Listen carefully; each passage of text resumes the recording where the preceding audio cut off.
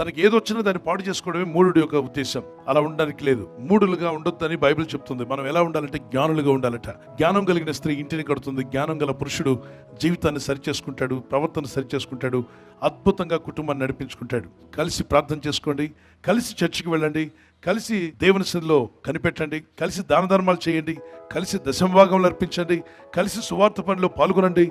ఏది చేసినా కలిసి జీవించండి. భార్యాభర్తల యొక్క జీవితం సంతోషంగా ఉండాలి, సమాధానంగా బతకాలి, దేవుని చిత్తానుసారంగా వారి వైవాహిక జీవితం కొనసాగించాలి అంటే వారి జీవితాల్లో కూడా 4 స్తంభాలు ఉండాలి. ఆ 4 స్తంభాల్లో మొదటి స్తంభం ప్రేమ, రెండవది క్షమించుకోవడం, మూడవ స్తంభము సంభాషణ, మంచిగా సంభాషించుకోండి, నాలుగవది ప్రార్థన. ప్రార్థన లేనటువంటి జీవితాలు కానీ, ప్రార్థన లేని కుటుంబాలు కానీ స్థిరపరచబడవు. దయచేసి ప్రార్థనకు ప్రాముఖ్యతనివ్వండి.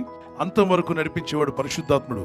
ఆయన మీద మీరు ఆధారపడినట్లయితే అద్భుతమైన ఆశీర్వాదాన్ని మీకు, మీ కుటుంబాలకు దేవుడు దయచేస్తారు.